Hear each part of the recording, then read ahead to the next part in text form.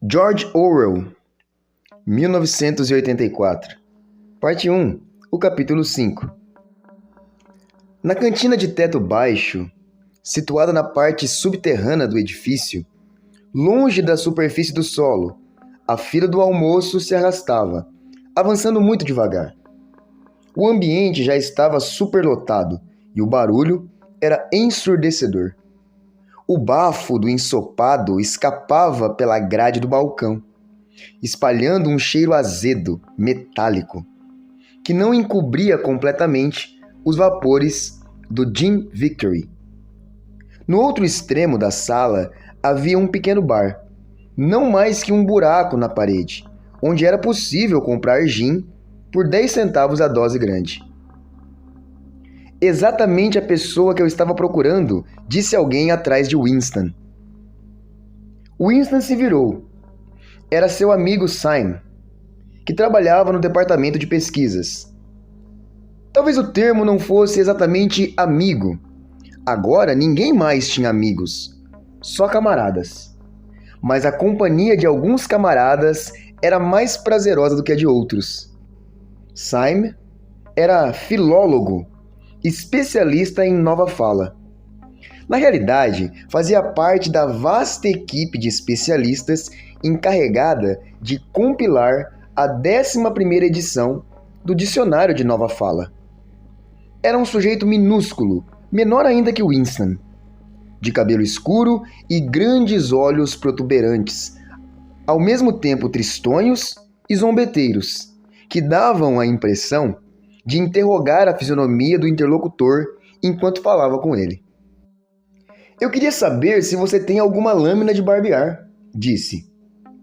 Nenhuma, respondeu Winston depressa, como quem se sente culpado. Procurei por toda parte. Não tem em nenhum lugar. Todo mundo vivia lhe pedindo lâminas de barbear. A bem da verdade, Winston tinha 2 lâminas sem uso, que estava deixando de reserva. Fazia alguns meses que as lâminas estavam em falta. Sempre havia algum artigo necessário que as lojas do partido não conseguiam fornecer. Às vezes botões, às vezes lã para cerzir, às vezes cadarço para os sapatos. No momento, era lâmina de barbear. Só se podia obter alguma quando dava, virando furtivamente do avesso o mercado livre. Faz 6 semanas que uso a mesma lâmina, acrescentou, faltando com a verdade. A fila deu um tranco e voltou a avançar alguns passos. Quando pararam, Winston se virou e voltou a encarar Syme. Cada um pegou uma bandeja de metal engordurada de uma pilha na beirada do balcão. Você foi ver o enforcamento dos prisioneiros ontem? Quis saber, Syme. Eu estava trabalhando, respondeu Winston com indiferença. Imagino que vão mostrar no noticiário. Um substituto muito inadequado, observou Syme. Seus olhos zombeteiros perscrutaram o rosto de Winston. Eu conheço você, os olhos pareciam dizer. Você é transparente para mim. Sei muito bem por que você não foi ver o enforcamento daqueles prisioneiros. No estilo intelectual, Syme era virulentamente ortodoxo. Mostrando satisfação malévola, gostava de falar de incursões de helicóptero contra povoados inimigos, de julgamentos e confissões de criminosos do pensamento, de execuções nos porões do Ministério do Amor. Conversar com ele era, em grande medida, tentar desviá-lo desse tipo de assunto e envolvê-lo, se possível, nos aspectos técnicos da nova fala, que conhecia muito bem, e sobre os quais discorria com interesse. Winston voltou a cabeça um pouco para um lado para esquivar-se ao exame dos grandes olhos escuros. Foi um belo enforcamento, disse Syme, pensativo. Acho que estraga tudo essa história de amarrar os pés deles. Gosto de ver quando eles esperneiam, e principalmente no fim, a língua espichada para fora, azul, um azul bem vivo, é meu detalhe predileto. Próximo! Berrou o proleta de avental branco de concha na mão. Winston e Syme passaram suas bandejas por baixo da grade. Num instante, as duas receberam suas porções de almoço padrão. Uma marmita de metal de ensopado rosa acinzentado, um naco de pão, um cubo de queijo, uma tigela de café Victory sem leite e um tablete de sacarina. Tem uma mesa lá adiante, embaixo daquela teletela, disse Syme. Vamos apanhar um gin no caminho? O gin foi servido em canecas de porcelana sem asa. Os dois avançaram em zigue-zague pelo refeitório apinhado e largaram as bandejas na mesa de tampo metálico a um canto, na qual alguém havia deixado uma poça de ensopado, uma nojeira líquida com aparência de vômito. Winston apanhou sua caneca de gin, fez uma pausa para criar coragem e engoliu de uma só vez a substância com gosto de óleo. Depois de piscar várias vezes para expulsar as lágrimas dos olhos, constatou de repente que estava com fome. Começou a engolir o ensopado em grandes colheradas, um caldo aguado, preparado de forma desleixada, com cubos rosados esponjosos que eram, provavelmente, alguma coisa à base de carne. Nenhum dos dois abriu a boca, enquanto as duas marmitas não ficaram vazias. Na mesa à esquerda de Winston, quase às suas costas, alguém falava depressa e sem interrupção. Um falatório áspero que lembrava o grasnado de um pato e que sobressaía do tumulto geral da sala. "Como vai o dicionário?" perguntou Winston, elevando o tom de voz para que o outro pudesse ouvi-lo.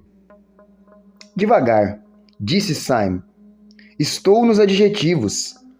Fascinante. Ele se animara todo ao ver Winston mencionar a nova fala.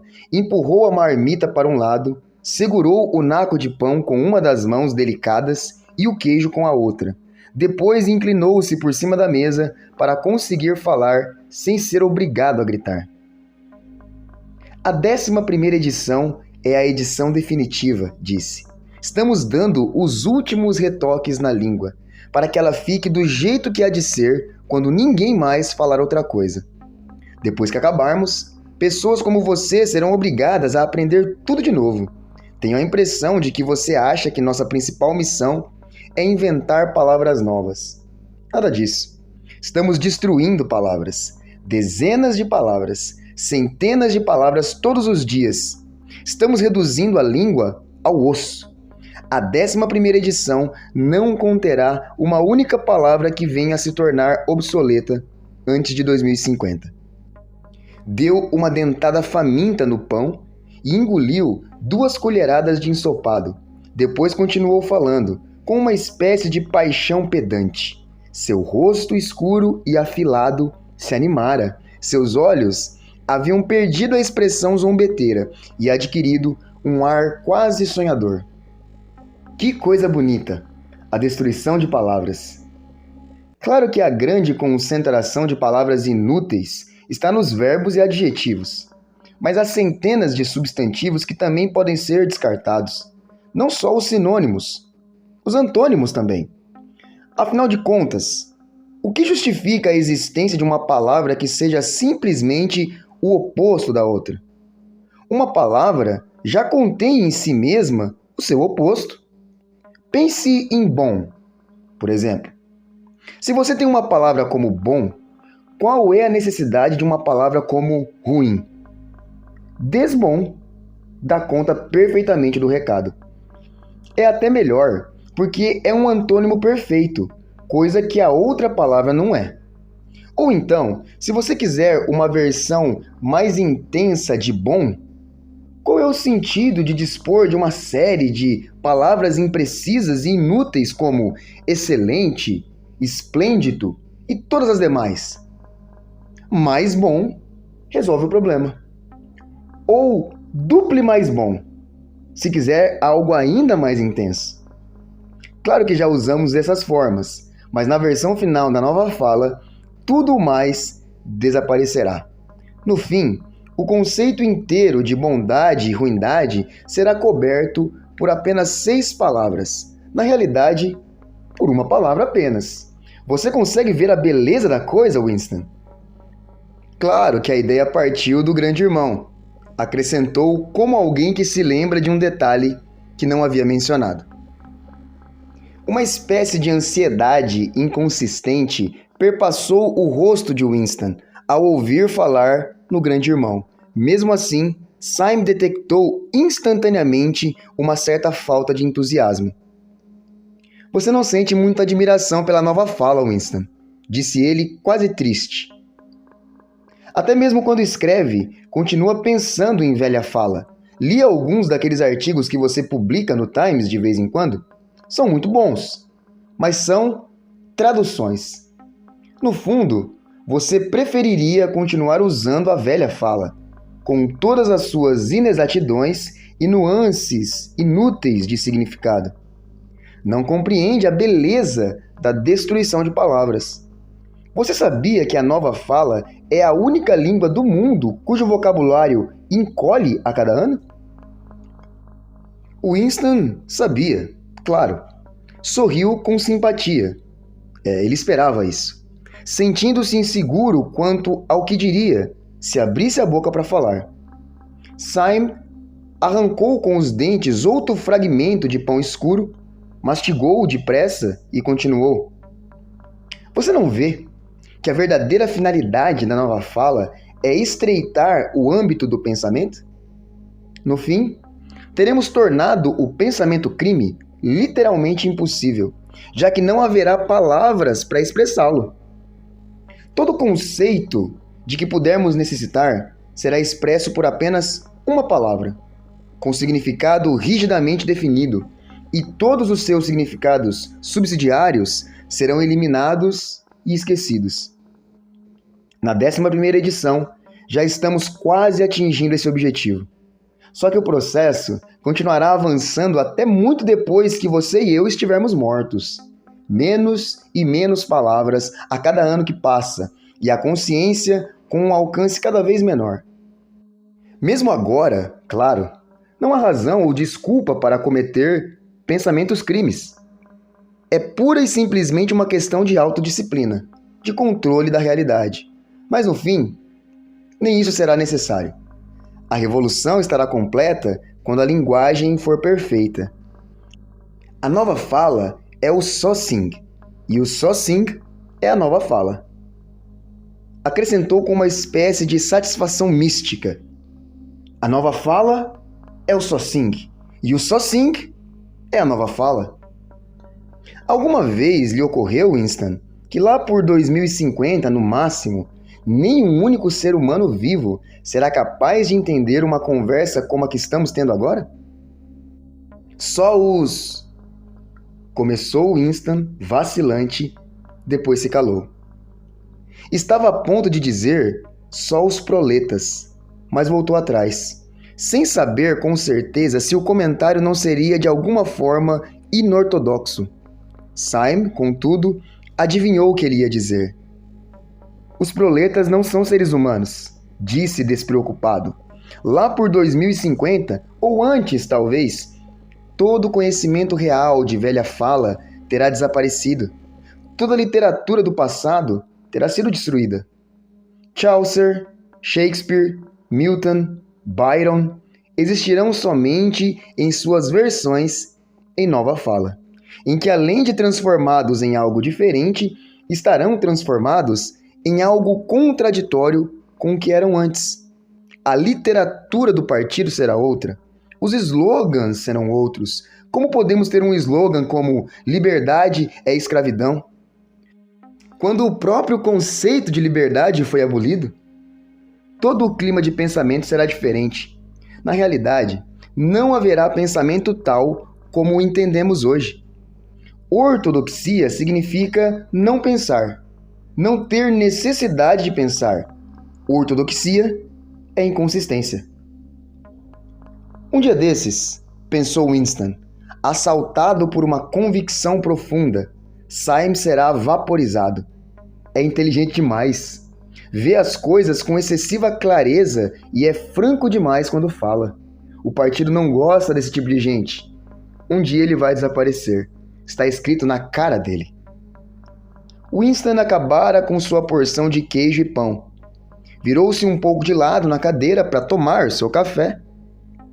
Na mesa à esquerda, o homem de voz estridente continuava falando, sem dar trégua aos companheiros. Uma voz que talvez fosse sua secretária e que estava de costas para Winston, ouvia o que ele afirmava e parecia concordar enfaticamente com tudo. De vez em quando, Winston pescava alguma observação do tipo: "Acho que você tem toda a razão, concordo 100% com você", manifestada por uma voz feminina, jovem e um bocado tola. Porém, a outra voz nunca se interrompia por um instante que fosse, nem mesmo quando a garota falava. Winston conhecia o homem de vista, mas só sabia que ocupava um cargo importante no departamento de ficção. Era um homem de uns 30 anos, de pescoço musculoso e grande boca móvel. Jogava a cabeça um pouco para trás e, devido ao ângulo em que estava sentado, seus óculos refletiam a luz e punham diante de Winston 2 círculos opacos no lugar dos óculos. O detalhe um tanto horrível da cena era o fato de ser praticamente impossível distinguir uma só palavra na torrente de ruídos que jorrava da boca daquele homem. Em uma única ocasião, Winston entendeu uma frase: completa e total eliminação do Goldsteinismo. Cuspida a grande velocidade e aparentemente formando um só bloco, como uma linha de tipos soldados uns aos outros. O restante era mero ruído, um grasnado ininterrupto. Isso não o impedia, porém, que mesmo sem conseguir escutar o que o homem dizia, você se assegurasse do sentido geral de suas palavras. Ele devia estar denunciando Goldstein e exigindo medidas mais severas contra os criminosos do pensamento e os sabotadores. Devia estar lançando vitupérios contra as atrocidades do exército eurasiano. Devia estar enaltecendo o grande irmão ou os heróis do fronte malabarense. Dava tudo no mesmo. Fosse o que fosse, de uma coisa você podia estar seguro: cada palavra de seu discurso era pura ortodoxia, puro socin. Enquanto fitava o rosto sem olhos, com aquele maxilar que se mexia incansavelmente para cima e para baixo, Winston teve a estranha sensação de que aquele não era um ser humano de verdade, mas uma espécie de simulacro. O que falava não era o cérebro do homem, era sua laringe. O material que ele produzia era formado por palavras, contudo, não era fala no sentido lato. Era um ruído emitido sem a participação da consciência, como o grasnado de um pato. Syme silenciara por um momento. Usava o cabo da colher para desenhar na poça de ensopado. A voz da outra mesa continuava grasnando a toda velocidade, facilmente audível a despeito do rumor ambiente. "Tem uma palavra em nova fala", disse Syme, "que não sei se você conhece. Pato fala, grasnar feito um pato. É uma dessas palavras interessantes com 2 sentidos contraditórios. Quando aplicada a um adversário é ofensa. Aplicada a alguém com quem você concorda, é elogio." Syme será vaporizado. Sem sombra de dúvida. Pensou Winston de novo. A reflexão estava impregnada de uma espécie de tristeza. Embora Winston soubesse muito bem que Syme o desprezava e não sentia maior afeto por ele, e que era totalmente capaz de denunciá-lo como criminoso do pensamento, se visse razão para isso, havia algo de sutilmente errado em Syme. Ele era desprovido de discrição, de indiferença, de uma espécie de estultícia salvadora. Ninguém poderia dizer que ele fosse inortodoxo. Acreditava nos princípios do Socin, venerava o grande irmão, se rejubilava com as vitórias, odiava hereges, não apenas com sinceridade, como com uma espécie de zelo incansável, mas com uma atualidade de informações de que os membros comuns do partido não chegavam nem perto. Ainda assim, era como se houvesse algo de suspeito nele. Dizia coisas que teria sido melhor não dizer. Lera livros demais. Frequentava o café da Castanheira, covil de pintores e músicos. Não havia lei, escrita ou não escrita, que proibisse alguém de ir ao café da Castanheira. Mesmo assim, o lugar aparentemente dava azar. Os líderes antigos do partido, agora desacreditados, costumavam reunir-se no local antes do expurgo final. Diziam que o próprio Goldstein fora visto ali algumas vezes, anos e décadas atrás. Não era difícil prever o futuro de Syme. Mesmo assim, não havia dúvida de que se Syme percebesse, nem que fosse por 3 segundos, a natureza das opiniões secretas de Winston, imediatamente o entregaria à polícia das ideias. Qualquer um faria isso, aliás, mas Syme seria o primeiro. Não era apenas uma questão de zelo. Ortodoxia era inconsciência. Syme ergueu os olhos. Lá vem o Parsons, disse. Alguma coisa em seu tom de voz parecia acrescentar aquele rematado idiota. Parsons, vizinho de Winston, nas mansões Victory, efetivamente dedicava-se a atravessar o salão. Um homenzinho rechonchudo, de estatura média, louro e com cara de sapo. Com 35 anos, já possuía pneus de gordura incipientes no pescoço e na cintura, mas seus movimentos eram enérgicos e juvenis. Tudo em sua aparência evocava um meninozinho em dimensão aumentada, a tal ponto que, embora vestisse o macacão regulamentar, era quase impossível não pensar nele como se estivesse envergando o short azul, a camisa cinza e o lenço vermelho dos espiões. Ao evocar sua imagem, o que parecia era sempre uma figura com covinhas nos joelhos e mangas arregaçadas mostrando os bracinhos rechonchudos. Com efeito, sempre que participava de uma caminhada comunitária ou de outra atividade física qualquer, Parsons aproveitava o pretexto para retomar o uso dos shorts.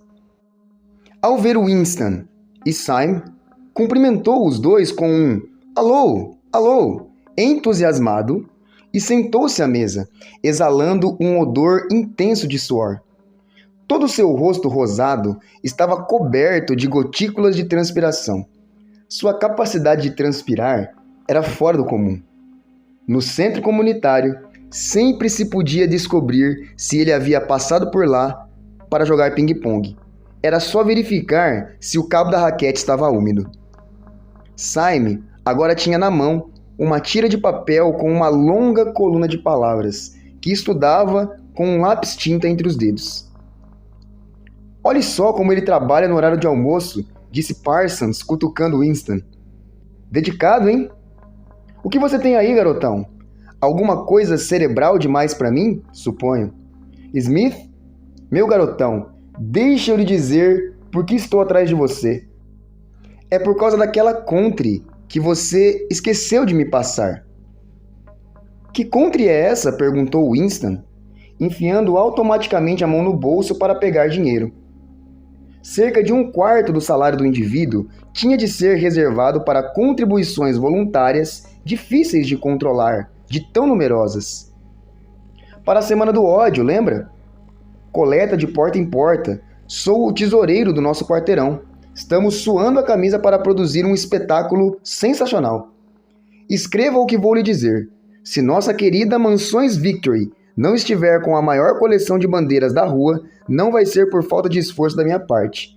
Você me prometeu $2. Winston localizou e entregou ao outro 2 cédulas imundas e amarrotadas que Parsons registrou numa caderneta com a letra desenhada dos analfabetos. "Aliás, garotão", disse ele. Ouvi dizer que aquele delinquente que eu tenho lá em casa acertou você com estilingue ontem. Não se preocupe, pois eu já passei uma bela de uma descompostura nele por causa disso. Na verdade, eu disse a ele que se o fato se repetir, ele fica sem o estilingue. Acho que ele estava um pouco chateado por ter perdido a execução, disse Winston. Ah, bom. Quer dizer, ele tem razão, não é mesmo? São dois dos delinquentes muito do sem vergonha, aqueles meus filhos, mas que são espertos lá, isso são. Só pensam numa coisa, nos espiões. E na guerra, é claro. Você sabe o que a minha menina aprontou no sábado passado, quando o pelotão dela estava fazendo uma caminhada para os lados de Berkhamsted? Convenceu 2 outras meninas a acompanhá-la, escapou do grupo e as 3 passaram a tarde seguindo um homem esquisito. Ficaram na cola dele por 2 horas, atravessaram o bosque e depois, quando chegaram a Amersham, entregaram o sujeito às patrulhas. Por que elas fizeram isso? Perguntou Winston, um tanto surpreso. Parsons prosseguiu triunfante. Minha garota estava convencida de que o cara era algum tipo de agente inimigo. Achou que talvez ele tivesse sido lançado de paraquedas. Mas a questão é esta, garotão. Por que você acha que ela começou a desconfiar do sujeito? É que ela percebeu que ele calçava uns sapatos estranhos. Disse que nunca tinha visto alguém usar aquele tipo de sapato. Quer dizer, tudo indicava que ele fosse estrangeiro. Muito esperta para uma moleca de 7 anos, hein? E o que aconteceu com o homem? Quis saber Winston. Ah, isso eu não sei. Mas não ficaria nem um pouco surpreso se... Parsons imitou o gesto de quem aponta um fuzil e estalou a língua como se desse um tiro. Boa, disse Simon distraído, sem levantar os olhos de sua tira de papel. Claro que não podemos nos dar ao luxo de corrermos riscos, né? Concordou Winston, consciencioso. O que estou querendo dizer é que estamos no meio de uma guerra, observou Parsons. Como para confirmar a afirmação, um toque de trombeta emitido pela teletela passou por cima da cabeça deles. Só que dessa vez não se tratava da proclamação de uma vitória militar, mas simplesmente de uma declaração do Ministério da Pujança. Camaradas! Gritou uma garbosa voz juvenil. Atenção, camaradas! Temos novidades gloriosas para vocês. Vencemos a Batalha da Produção. Os proventos oriundos da produção de todos os tipos de bens de consumo acabam de ser calculados e mostram que o nível de vida subiu nada menos que 20% em relação ao ano passado. Esta manhã, em todo o território da Oceânia, houve manifestações espontâneas incontroláveis, com os trabalhadores retirando-se de fábricas e escritórios, desfilando pelas ruas com bandeiras e exteriorizando sua gratidão para com o grande irmão, pela vida nova e feliz a que sua sábia liderança nos conduziu. Aqui estão alguns dos totais obtidos. Gêneros alimentícios. A expressão vida nova e feliz foi repetida diversas vezes. Ultimamente, essa expressão estava na moda no Ministério da Pujança. Parsons, atento desde o toque da trombeta, ouvia, sentado em silêncio, numa espécie de gravidade boquiaberta, numa espécie de tédio edificado. Era incapaz de acompanhar os números, mas percebia que de alguma forma eles justificavam um estado de satisfação. Seguravam um cachimbo grande e sujo, cheio até a metade de tabaco carbonizado. Com o tabaco racionado a 100 gramas por semana, poucas vezes era possível encher um cachimbo por completo. Winston fumava um cigarro Victory que mantinha cuidadosamente na horizontal. A nova ração só seria distribuída no dia seguinte e restavam-lhe apenas 4 cigarros. Naquele momento, tinha os ouvidos fechados para os ruídos mais afastados e estava escutando o que a teletela transmitia.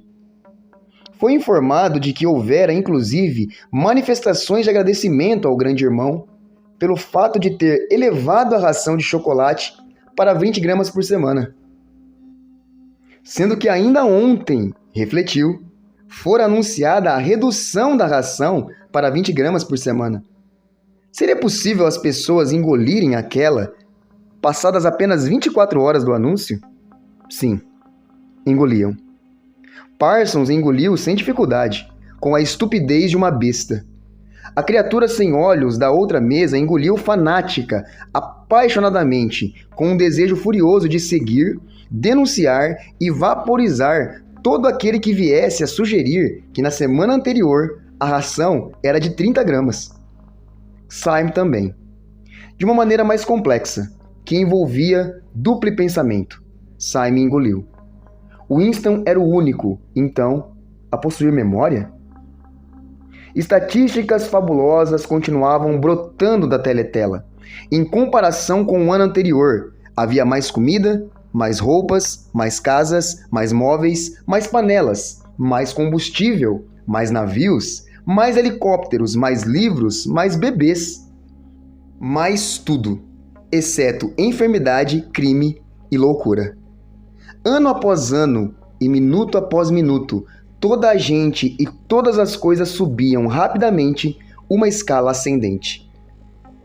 Assim como Syme, Winston, com a colher na mão, remexia o molho de cor esmaecida que respingara pela mesa, dando forma regular a uma longa trilha da substância. Meditava, irritado, sobre a textura física da vida. A vida teria sido sempre assim? A comida teria sempre tido aquele gosto? Percorreu a cantina com o olhar. Um salão de teto baixo, apinhado, de paredes encardidas em decorrência do contato com incontáveis corpos. Mesas de metal amassadas e cadeiras posicionadas tão perto uma das outras que o sujeito se sentava com os cotovelos encostados nos dos vizinhos. Colheres tortas, bandejas escalavradas, tigelas brancas grosseiras, todas as superfícies engorduradas, sujeira em cada rachadura, e um cheiro azedo que misturava gin de segunda, café de segunda, ensopado com gosto metálico e roupas sujas. O tempo todo, no estômago, na pele, havia uma espécie de protesto, uma sensação de logro, a sensação de que você havia sido despojado de alguma coisa que tinha o direito de possuir. Era verdade que ele não se lembrava de nada que fosse profundamente diferente. Era a mesma coisa em todos os momentos que conseguia evocar com alguma acurácia. Não havia comida suficiente. Todas as meias e roupas de baixo estavam cheias de buracos. Todos os móveis eram bambos e danificados. Os aposentos mal aquecidos. O metrô superlotado. As casas caíam aos pedaços. O pão era escuro. O chá, uma raridade. O café tinha um gosto asqueroso. Os cigarros eram insuficientes. Nada era barato e abundante, exceto o gin sintético. E embora, evidentemente, tudo piorasse à medida que o corpo envelhecia, não seria um sinal de que tudo aquilo não era a ordem natural das coisas o fato de que o coração da pessoa ficava apertado com o desconforto e a sujeira e a escassez, com os inventos intermináveis, com as meias grudentas, com os elevadores que nunca funcionavam, a água fria, o sabão áspero, os cigarros que se quebravam, a comida com seus estranhos gostos ruins? Por que razão o indivíduo acharia aquilo intolerável se não tivesse algum tipo de memória ancestral de que um dia as coisas haviam sido diferentes? Tornou a percorrer a cantina com o olhar. Quase todos ali eram feios e continuariam feios, mesmo que vestissem outra roupa que não os macacões azuis de praxe. Do outro lado da sala, sentado sozinho a uma mesa, um homem miúdo, curiosamente semelhante a um besouro. Tomava café com os olhos dardejando, cheios de suspeita para todos os lados. Como era fácil, pensou Winston, se você evitasse olhar ao redor, acreditar que o tipo físico estabelecido como ideal pelo partido, jovens altos e musculosos e donzelas de peito farto, louras vigorosas queimadas de sol, despreocupadas, existia e até predominava. Na realidade, até onde ele era capaz de julgar, a maioria dos habitantes da faixa aérea 1 era mirrada, escura e pouco favorecida. Era curioso como aquele tipo que lembrava um besouro proliferava nos ministérios. Homens baixinhos, atarracados, que ganhavam peso muito cedo na vida, de pernas curtas, movimentos rápidos e esquivos, e rostos obesos e inescrutáveis, sempre com os olhos muito pequenos. Esse era o tipo que parecia florescer mais facilmente nos domínios do partido.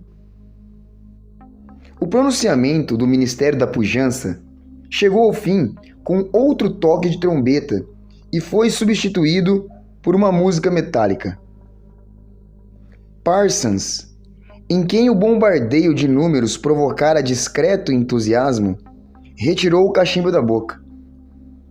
Não há dúvida de que o Ministério da Pujança trabalhou bem este ano, disse, balançando a cabeça com um ar entendido. Aliás, Smith, meu garotão, será que você não tem uma lâmina de barbear para me emprestar? Não tenho, disse Winston. Estou usando a mesma lâmina há 6 semanas. Ah, bom. Não custa perguntar, não é mesmo, garotão? Sinto muito, disse Winston. A voz de grasnado da outra mesa, temporariamente interrompida durante o pronunciamento do ministério, retomara sua cantilena, tão estridente quanto antes. Por alguma razão, Winston de repente se viu pensando na senhora Parsons, com seu cabelo espigado e poeira nos vincos do rosto. Em 2 anos mais, aquelas crianças estariam denunciando a mãe à polícia das ideias. A senhora Parsons seria vaporizada. Simon seria vaporizado. Winston seria vaporizado. O'Brien seria vaporizado. Parsons, por outro lado, jamais seria vaporizado. A criatura sem olhos, com voz de grasnado, jamais seria vaporizada. Os homenzinhos, com um jeito de besouro, que percorriam com tanta destreza os corredores labirínticos dos ministérios, esses também jamais seriam vaporizados. E a garota de cabelo escuro, a garota do departamento de ficção, tampouco seria vaporizada. Ele tinha a impressão de saber, por instinto, quem iria sobreviver e quem haveria de perecer, embora não fosse fácil determinar o que, exatamente, garantia essa sobrevivência. Naquele exato momento, foi arrancado de seu devaneio por um violento safanão. A garota da mesa ao lado virara o corpo e olhava para ele. Era a garota de cabelo escuro. Ela lhe dirigia um olhar enviesado, mas de curiosa intensidade. No instante em que os olhos dos dois se encontraram, ela desviou de novo o olhar. As costas de Winston ficaram cobertas de suor. Um golpe terrível de horror varou seu corpo.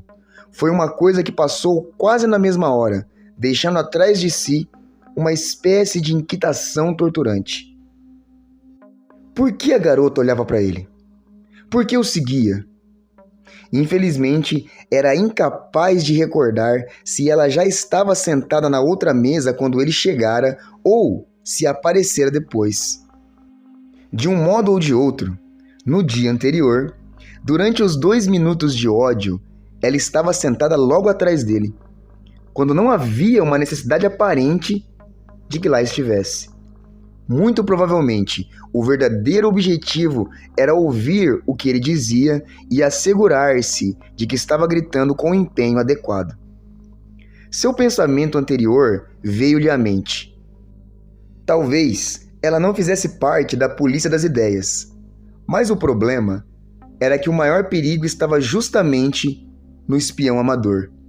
Ele não sabia por quanto tempo ela ficara olhando para ele. Talvez tivesse feito isso por 5 minutos, e era possível que suas feições não estivessem perfeitamente sob controle. Era terrivelmente perigoso deixar os pensamentos à solta num lugar público qualquer ou na esfera de visão de uma teletela. Qualquer coisinha podia ser sua perdição. Um tique nervoso, um olhar inconsciente de ansiedade, o hábito de falar sozinho, tudo que pudesse produzir uma impressão de anormalidade, de que tinha alguma coisa a esconder.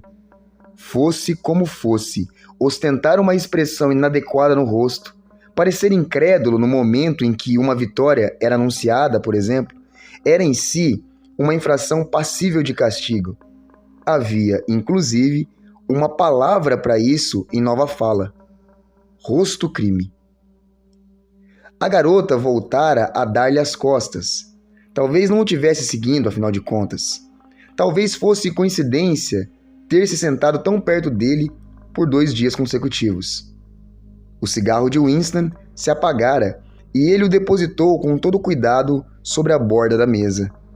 Acabaria de fumá-lo depois do trabalho, se conseguisse evitar que o tabaco caísse do interior do cilindro de papel. Era muito provável que a pessoa da mesa ao lado fosse uma espiã da Polícia das Ideias. E muito provavelmente, em 3 dias ele estaria nos porões do Ministério do Amor.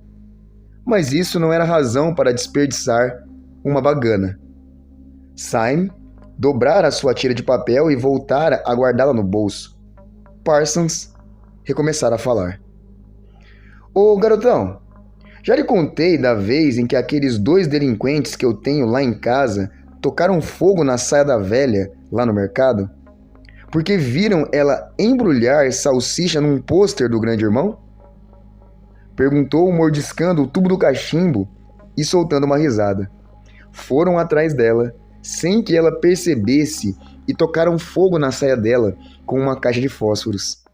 Acho que ela ficou bem queimada. Que bandidos, não é mesmo? Mas umas verdadeiras raposas de tão espertos.